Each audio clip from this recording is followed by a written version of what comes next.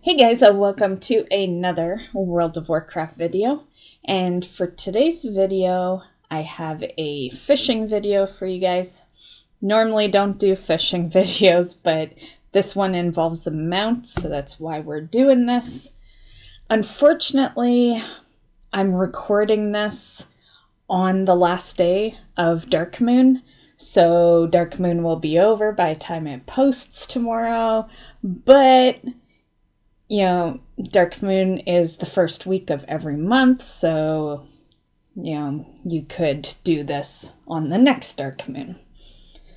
So, basically, there's a vendor near where you would do your fishing quests that you get out there, and that vendor sells a mount called the Darkwater skate, and it's obviously a water mount. And also there is a couple of pets there. I actually already had one of the pets, and I know that had been the first time I'd gone to that vendor. So the translucent shell, which is the ghost shell crab, that guy must be out in BFA or something, because I had that pet before I even went to the vendor. There's also a few cooking recipes that you can get. There is a toy called the Seafarer's Slide Whistle. And then there's also a treasure map. I'm not totally sure what that is, but I farmed out enough to get everything. So we're gonna see what that map actually does. So for starters, all this stuff takes currency. The currency is Darkmoon Dagger Maw. You can purchase it off the auction house, but really it's easy to farm up. So unless you just would rather buy it rather than farm it, I would still just fish it up. But if you're trying to collect while it's not Darkmoon, I guess that makes sense. If it's not too expensive. But you will get pretty much 99% chance of getting it every cast. And the mount takes 500. And so if you're only there for the mount, then all you need is 500. The two pets, they are 150 together. So one pet's 50, another's 100.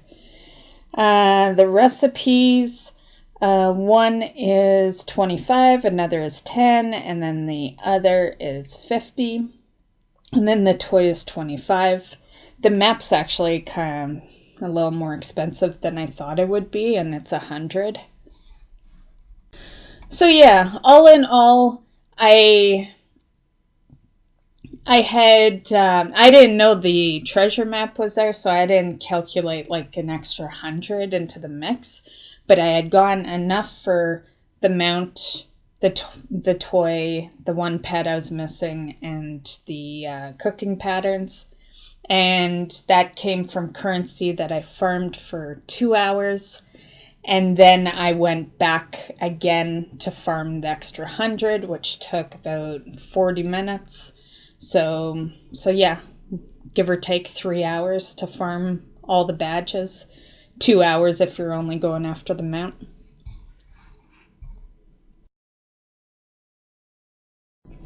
Okay, so as you can see in the bags, I have some sealed Darkmoon crates in there, and I also have bloated thresher.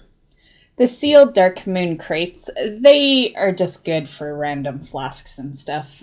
It's basically all junk, in my opinion, but you will get quite a bit from it, and I've never seen the Darkmoon Dagger mod drop in the crates, so you probably won't see that. However, the bloated thresher does have Darkmoon Dagger Maw, and a good chunk of it. You can get anywhere between, I saw myself getting between 5 to 14. So the amounts can be pretty high.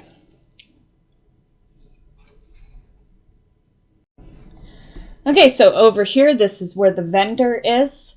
There's also the trainer there if you still need to train your fishing up.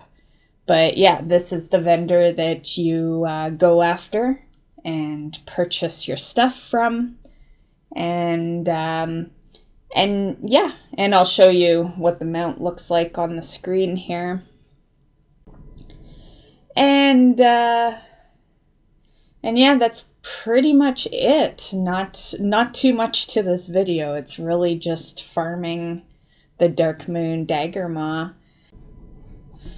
Okay, so as for the Faded Treasure Map, I'm going to put that into a separate video because that leads to a quest, and I'm not totally sure how long that quest is, and, you know, I figure people that are maybe having difficulties on that quest aren't going to really find it on a mount video, so we're going to separate it for that sole reason. And yeah, so stay tuned for that video if you plan on doing the treasure map. And just in case you are wondering if the treasure map quest would be worth it, I did get 100 tokens out of it, the Darkmoon tokens. I did hear that you don't always get that. So it's not guaranteed that you'll get 100 tokens, but I did luck out and get that, and I imagine that's the big prize. Okay, so here is the Darkwater skate mount. Personally, I don't see it as anything special, but I do have a mount collection, and I like to rack up the number, so I farmed it anyway. But yeah, at least it's got a little blue. I'm just not too fond of these kind of mounts. It was the same, you remember in Pandaland, the kites? I thought those kites were hideous. You know, so yeah, this for water mounts and the kites for flying mounts, not my thing. But like I said, I'm a mount collector and I like to up the numbers, so, you know, you do what you gotta do, right? Okay, so this is a blurb. Obviously, like for me anyway, the first thing I saw there was a flounder from Little Mermaid. Now, for what I considered the disturbing part of this whole ordeal, but this pet is actually a non-combat pet, which I thought was really weird since there is stuff in his tooltip. He has health, you know, abilities, but he cannot battle. Yeah, and which I just thought was weird. I guess maybe because he's a water pet. I don't know. I have some water pets, but I haven't actually done a battle with like a fish pet, so I don't know. Can you not battle fish type pets? I haven't really. I guess now that I think of it, I haven't started to level, you know, pets like that. The only water pet I really leveled was the Pandaren water spirit, but that pet doesn't have to live in water, right? So I don't know. Also, a couple of extra things to note here is, well, for starters, since he is not a combat pet, when you learn him, there's no way you can release him, so keep that in mind. Some of you might wonder, why would you want to release them? When you start building up a pretty big pet collection, you start maxing out, and you have no choice but to cage pets or release pets to make room for new pets. And this is just one of those situations where Blizz has made it where you're stuck with that pet. You know, the non-combat pets typically, once you learn them, they're there for good and you can't release them. So just keep that in mind. The second thing is it is sellable, but just don't learn it if you're going to sell it. as you may have noticed, there was no soulbound when I targeted over the icon. So you can purchase it and then put it straight on the auction house. And this here is the crab pet that I was telling you, I believe is out in BFA. Now, I did look this ghost shell crab up because I was just curious to be able to tell you, and also curious for myself, of where else this pet is, because like I told you before, this was the first time I'd come to this vendor, and because up until now I didn't even know about this mount, right?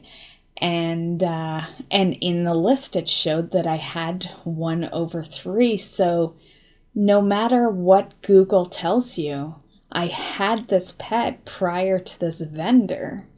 So I am not sure quite where this pet came from when I got it, but I just find it very odd that as far as Google's concerned, it's just off the vendor, but the vendor wasn't around when I got this pet. So yeah, it's just very weird.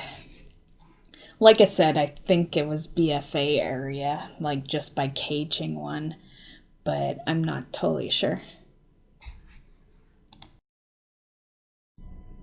Okay, and that concludes today's video.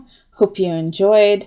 Good luck farming out your currency so that you can have the mount and the pets and the toys and all that.